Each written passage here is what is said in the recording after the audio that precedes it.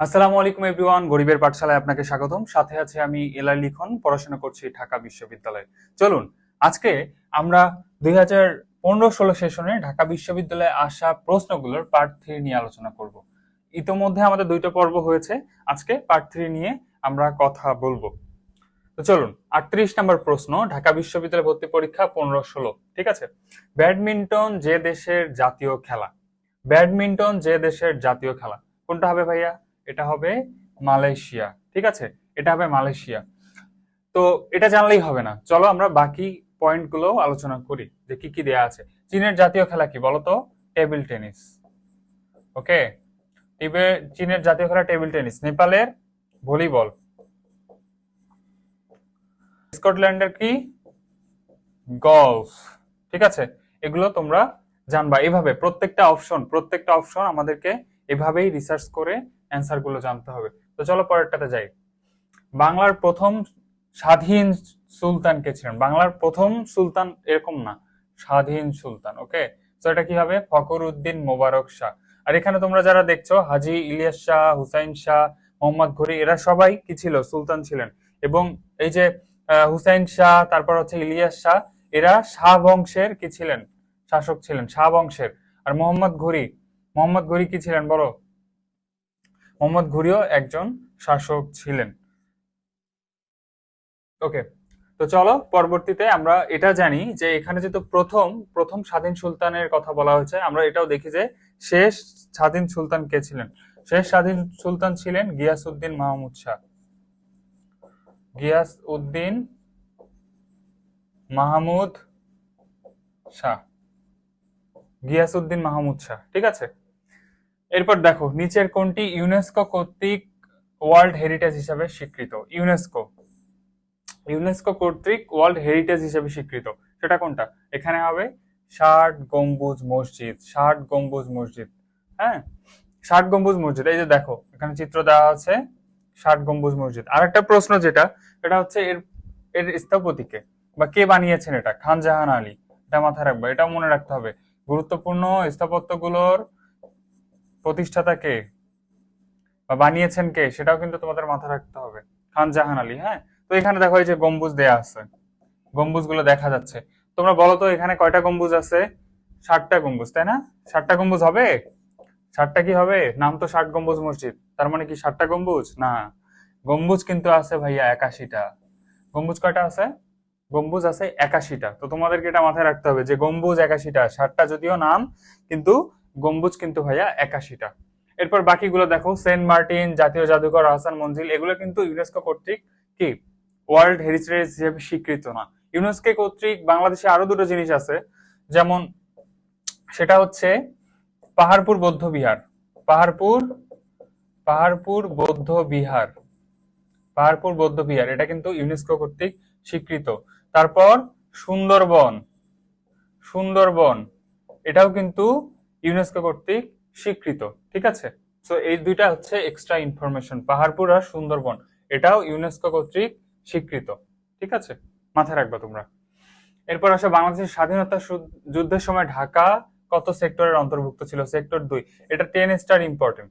তোমরা যদি সেক্টর না জানো, সাধারণ জ্ঞানে তোমরা আসলে অনেক বেসিক একটা ইম্পর্টেন্ট জিনিস হারাই ফেলবা। হ্যাঁ, সেক্টর সম্পর্কে জানতে হবে। মুক্তিযুদ্ধে কয়টা সেক্টর ছিল ভাইয়া? 11টা সেক্টর ছিল। মুক্তিযুদ্ধে 11টা সেক্টর ছিল, এবং কোন জেলা কোন সেক্টরের অন্তর্ভুক্ত ছিল এটা জানা কিন্তু গুরুত্বপূর্ণ।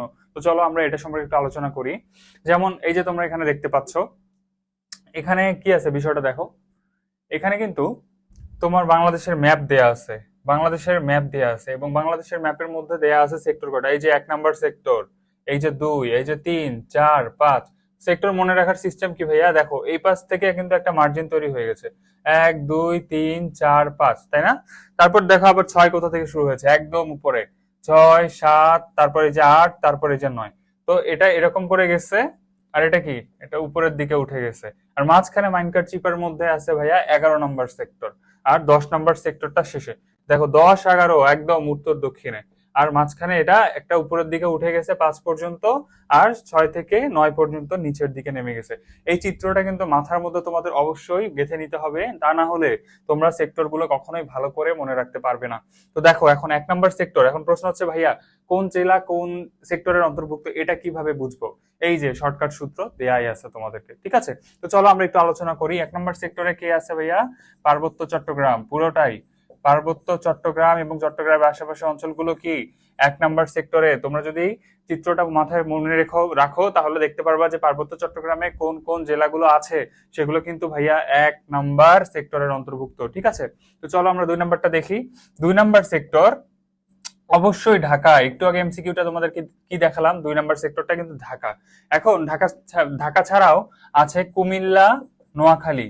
কুমিল্লা নোয়াখালীর পূর্ব অংশ, কুমিল্লা নোয়াখালী, হ্যাঁ, নোয়াখালী শুধু না, নোয়াখালীর পূর্ব অংশটাও কিন্তু এই জায়গায়, সরি নোয়াখালীটা কিন্তু এই জায়গায়, হ্যাঁ, কুমিল্লা নোয়াখালী, এটা তোমাদেরকে মাথায় রাখতে হবে যে কুমিল্লা নোয়াখালী। 3 নম্বর সেক্টরটা আসো।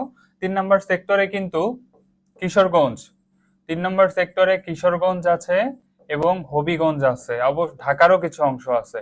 তো স্পেসিফিক আসলে কিশোরগঞ্জ হবিগঞ্জ আসবে, আর কি ঢাকার একটু অংশ কিন্তু এই সেক্টরটার মধ্যেও আছে। এবার আসো দেখো ভাইয়া 4-5টা দেখো। 4-5 কিন্তু ভাইয়া সিলেটের, টোটালি এটা সিলেটের অন্তর্ভুক্ত। এবং 4 নম্বরটা সিলেটের পূর্বাঞ্চল, সিলেটের কি ভাইয়া? পূর্বাঞ্চল। আর এটা সিলেটের পশ্চিমাঞ্চল, ঠিক আছে? এটা সিলেটের পশ্চিমাঞ্চল, পশ্চিম, ঠিক আছে? এরপর দেখো 6 থেকে শুরু হয়েছে, দেখেই বোঝা যাচ্ছে যে রংপুর, দিনাজপুর, রংপুর ঠাকুরগাঁ এই জায়গায়, রংপুর ঠাকুরগাঁ এই জায়গায়, রংপুর ঠাকুরগাঁ 6 নম্বরটা, রংপুর ঠাকুরগাঁ। 7 নম্বরটা দেখো, 7 নম্বরটাতে কি হবে? রাজশাহী, রাজশাহী দিনাজপুর, রাজশাহী দিনাজপুর কোথায়? রাজশাহী দিনাজপুর হচ্ছে 7 নম্বরটাতে। 8 নম্বরটাতে কি হবে ভাইয়া? যশোর কুষ্টিয়া, যশোর কুষ্টিয়ার জেলার অঞ্চলগুলো এই 8 নম্বরে। এবার আসো 9 নম্বরে। 9 নম্বরে কি হবে? আমি বলি 9 নম্বরে SKBP। হ্যাঁ, আমি তোমাকে এটা ডিটেলস এদিক এদিক দেখাচ্ছি। এই যে 9 নম্বরটা, 9 নম্বরটা নিয়ে আমি এখানে লিখে দিচ্ছি তোমাদেরকে। SKBP, SKBP তে কি হয়? এসতে হচ্ছে সাতক্ষীরা, এসতে হয় সাতক্ষীরা। কেতে? খুলনা, কেতে হয় খুলনা। আর বিতে কি ভাইয়া? বরিশাল, বিতে বরিশাল।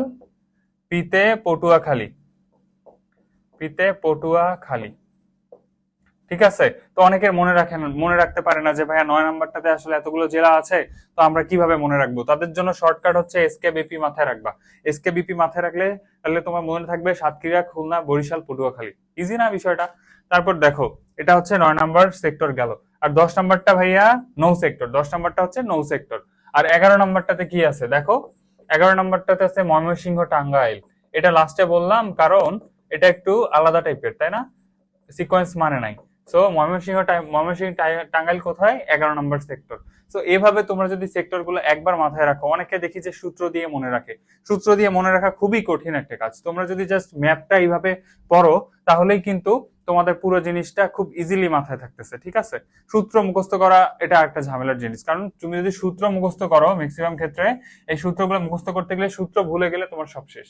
আর পরীক্ষার হলে এত ভাই টাইম নাই যে তুমি সূত্র মনে করবা, সেটা দিয়ে কি সিকোয়েন্স ছিল সেটা অ্যান্সার করবা। 30 সেকেন্ড সেভ করা মানে কিন্তু অনেক সেকেন্ড সেভ করা পরীক্ষার হলে, ঠিক আছে? তো তোমরা যত শর্টকাট টাইমে, যত কম সময়ে এমসিকিউ গুলো সঠিকভাবে অ্যান্সার করা যায় সেই চিন্তা করবা। তো চলো পরবর্তীতে আমরা আরেকটা এমসিকিউ দেখি। নিচের কোন দিবসটি ঢাকা বিশ্ববিদ্যালয়ের কালো দিবস হিসেবে প্রতিষ্ঠিত? এটা হচ্ছে ভাইয়া কি? 23শে আগস্ট, 23শে আগস্ট। এখন কালো দিবস কেন? এই দিন সেন্ট্রাল ফিল্ডে ঢাবি ঢাবি ছাত্ররা, ঢাবি শিক্ষার্থী এবং এবং সেনাবাহিনীর মধ্যে ঝামেলা হয়ে গেছিল। সো প্রচুর মারামারি হয়, হতাহত হয়। এজন্য এই দিনটাকে বলা হচ্ছে কালো দিবস। এই যে দেখো কালো দিবস, ঠিক আছে? এটা আমরা প্রতি বছর উদযাপন করি। তো তোমরা যখন ঢাকা বিশ্ববিদ্যালয়ে চান্স পাবা তখন তোমরাও এই 23শে আগস্টকে কি করবা? প্রতি বছর কালো দিবস হিসেবে পালন করবা এবং সেদিন র্যালি বের হয়, তোমরাও যুক্ত হতে পারবা, ঠিক আছে? এবার আসো নিচের কোন জায়গায় জমির সামাজিক মালিকানা নেই? এটা হচ্ছে ভাইয়া চট্টগ্রাম।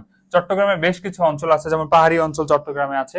তো ওখানে কিন্তু জমির মালিকানা কিন্তু কার জমি কে কিভাবে ঠিক করবে এটা নিয়ে কিন্তু বহুত বহুত কনফ্লিক্ট আছে।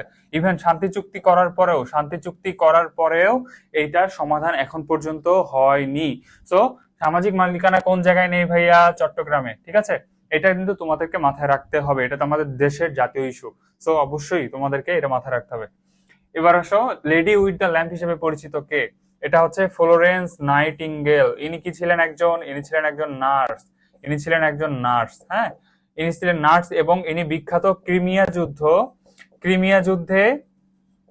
ক্রিমিয়া যুদ্ধে উনি অনেক যুদ্ধাহত মানুষকে সেবা দিয়েছেন। এই জন্য তাকে বলা হচ্ছে লেডি উইথ দ্য ল্যাম্প। তার হাতে ল্যাম্প থাকতো এবং রাতের বেলা যে শরণার্থী শিবির বা হচ্ছে যুদ্ধাহত যে জায়গাগুলো ছিল, অসুস্থ মানুষজন ছিল, তাদের কাছে উনি ল্যাম্প নিয়ে খোঁজ খবর নিতে যেতেন। এজন্য তাকে বলা হয়েছে লেডি উইথ দ্য ল্যাম্প।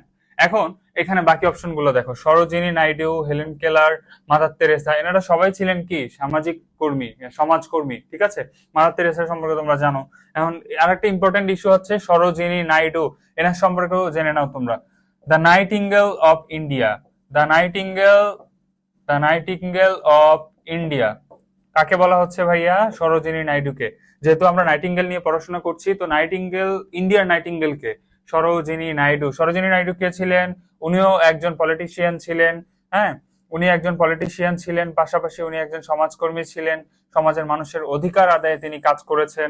এজন্য তাকে বলা হয়েছে দ্য নাইটিঙ্গেল অফ ইন্ডিয়া, ঠিক আছে? মাদার তেরেসা সম্পর্কে জানো তোমরা, হেলেন কেলার সম্পর্কেও জানো।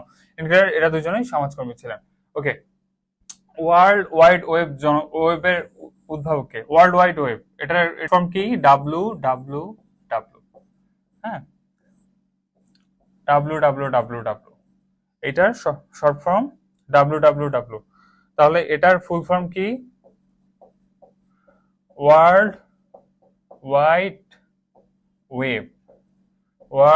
ওয়েব, ঠিক আছে? এর উদ্ভাবক টিমোথি জন বার্নার্স লি। ওকে, এটা অবশ্যই মাথায় রাখো। বাকি অপশনগুলো দেখি আমরা। মার্ক জুকারবার্গ, এটা বলতে হবে তোমাদেরকে, এটা তোমরা সবাই চালাও। ফেসবুকের উদ্ভাবক জাভেদ করিম, ইনি কিন্তু বাংলাদেশি। হ্যাঁ, বাংলাদেশি বংশোদ্ভূত, এবং জাভেদ করিম ছিলেন ইউটিউবের একজন কি কো-ফাউন্ডার। আর চ্যাড হারলে এই লোক কিন্তু সিইও অফ ইউটিউব, ঠিক আছে? সো তোমাদেরকে এটা মাথায় রাখতে হবে যে প্রত্যেকটা অপশন যেন আমরা এনশিওর করি যে প্রত্যেকটা অপশন সম্পর্কে আমরা ধারণা রাখি।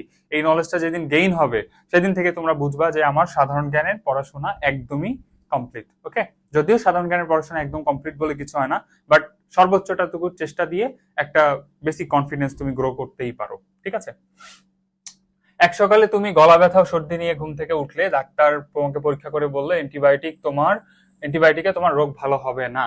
নিচের কোনটি ডাক্তার এরকম মন্তব্যের কারণ ব্যাখ্যা হতে পারে? তো এখানে 4টা অপশন আছে। অ্যান্টিবায়োটিকের পরিবর্তে কি নিতে হবে ভাইয়া? টিকা নিতে হবে। অ্যান্টিবায়োটিকের পরিবর্তে টিকা যদি নেয় তাহলে কি হবে? লং টার্ম সুস্থতা আসবে। বাকি অপশনগুলো তোমরা দেখো, বাকি অপশনগুলো দেখলে অ্যান্টিবায়োটিকের রোগ বেড়ে যেতে পারে। এটার মধ্যে এটাই সবচেয়ে ভালো অ্যান্সার, এটাই সবচেয়ে পারফেক্ট অ্যান্সার, ঠিক আছে? এরপর আসো, 76-এর মন্বন্তর বাংলার কোন সালে সংঘটিত হয়? এটা হচ্ছে 1176। আর 76-এর এটা বাংলা কোন সাল, ইংরেজি কোন সাল? 1770 হবে, ইংরেজি সাল হবে 1770। এখন কথা হচ্ছে ভাই, এটা আসলে একটা দুর্ভিক্ষ, হ্যাঁ, দুর্ভিক্ষ। এখন কথা হচ্ছে ভাই, দুর্ভিক্ষটা হলো কেমনে? দুর্ভিক্ষটা এমনি দুর্ভিক্ষ হয়? হ্যাঁ, দুর্ভিক্ষ কিন্তু হয় না। যখন ইকোনমিক প্রবলেম হয় সমাজে, তখন কিন্তু দুর্ভিক্ষ দেখা যায়। এটার পেছনে কারণ হচ্ছে দ্বৈত শাসন ব্যবস্থা, যেটা লর্ড ক্লাইভ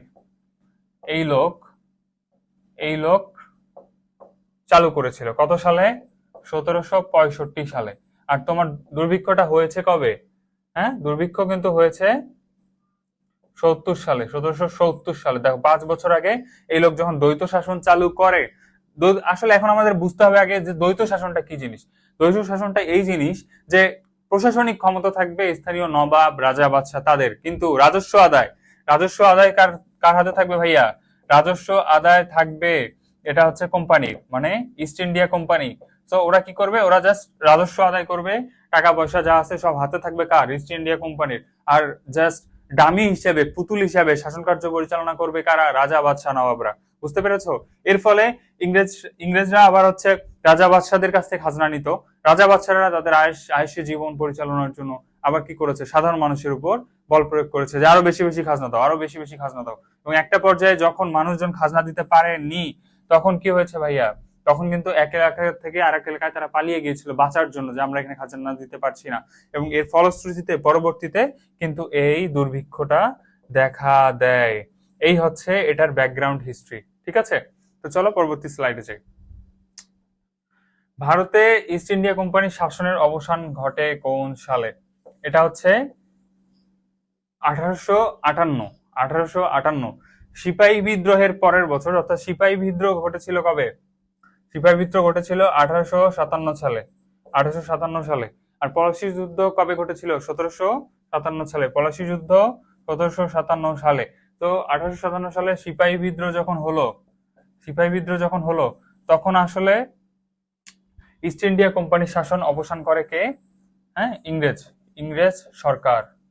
ইংরেজ সরকার বলল যে বাবা তোমরা আর চালাইতে পারবা না, তোমাদের বিরুদ্ধে অলরেডি মানুষজন এখানে লেগে গেছে, তোমাদের বিরুদ্ধে মানুষজনের এখানে একটা বিদ্রোহ ঘোষণা করছে, তো আমরা এখন ক্ষমতা তোমাদের কাছ থেকে নিয়ে নিব। তো কোম্পানির কাছ থেকে শাসন চলে যায় ইংরেজ সরকারের কাছে, ব্রিটিশ সরকারের কাছে। সেটা কত সালে? 1858 সালে। ঠিক আছে, 1858 সালে। এই ছিল ইতিহাস। এবার আসো, বাংলাদেশ ভারত ছিটমহল চুক্তি বিনিময় কার্যকর হয় 2015 সালের কোন মাসে? এটা মূলত একটা সাম্প্রতিক প্রশ্ন। সেই সময়টাতে একটা সাম্প্রতিক প্রশ্ন এসেছিল এবং খুবই গুরুত্বপূর্ণ, যেহেতু 2015 সালে ঘটেছে আর এটা 2015-16 সেশনের। তো এটা একটা সাম্প্রতিক প্রশ্ন, এটা নিয়ে এত মাথা ঘামানোর কিছু নেই। বাট এখানে দেখো, এটা তোমার হচ্ছে কিছু গুরুত্বপূর্ণ তোমাকে ইনফরমেশন আমি দেই। হ্যাঁ, ছিটমহল কার্যকর হয়েছিল এবং কয়টা ছিটমহল ছিল ভাইয়া? মোট 162টা। তার মধ্যে বাংলাদেশের ছিল 51টা, আর ভারতের কয়টা ভাইয়া? 111টা। এই ইনফরমেশনটা মনে রাখো যে টোটাল ছিটমহল বিনিময় হয়েছিল 162টা, তার মধ্যে বাংলাদেশের ছিল 51টা, ভারতের ছিল 111টা। এইটা হচ্ছে সবচেয়ে গুরুত্বপূর্ণ একটা প্রশ্ন আসার মতো। ঠিক আছে, তো চলো আরেকটা দেখি। গৌতম বুদ্ধের জন্মস্থান লুম্বিনী হলো, লুম্বিনী কোথায়? লুম্বিনী কিন্তু ভাইয়া নেপালে। তো গৌতম বুদ্ধের জন্মস্থান লুম্বিনী, নেপালে। নেপালের রাজধানী কি? কাঠমান্ডু। নেপালের রাজধানী কি? কাঠমান্ডু। ঠিক আছে, এখন কথা হচ্ছে যে ভাইয়া গৌতম বুদ্ধের আসলে ব্যাপারটা কি? গৌতম বুদ্ধ কিন্তু জন্মগ্রহণ করেছিলেন 623 অব্দে। 623 অব্দে। ঠিক আছে, এটা তোমরা মাথায় রাখতে পারো। গৌতম বুদ্ধের দুইটা খুব গৌতম মানে বৌদ্ধ ধর্মের গুরুত্বপূর্ণ একটা থিওরি আছে। এখানে দুইটা থিওরি আছে, একটা হচ্ছে জীব হত্যা মহাপাপ, জীব হত্যা মহাপাপ। আর একটা কি? অহিংসা পরম ধর্ম। হিংসা করা খুবই খারাপ জিনিস। হ্যাঁ, হিংসা তোমরা করবা না, কারণ হিংসা করলে তোমাদের নিজেদের গুণাবলী কমতে থাকবে, বাড়বে না। হিংসা করলে নিজেদের কোয়ালিটি কমতে থাকে, কখনোই বাড়ে না। আমি এখন পর্যন্ত কাউকে দেখিনি যে অন্যকে হিংসা করে সামনের দিকে এগোতে পেরেছে। আমাদের হৃদয় অনেক বড় রাখতে হবে, তবেই আমরা ভালো মানুষ হতে পারবো, তবেই আমরা দেশের জন্য কাজ করতে পারবো। তো আজকে এই পর্যন্তই। পরবর্তী ক্লাস দেখার আহ্বান জানিয়ে এখানে শেষ করছি। ভালো থেকো সবাই।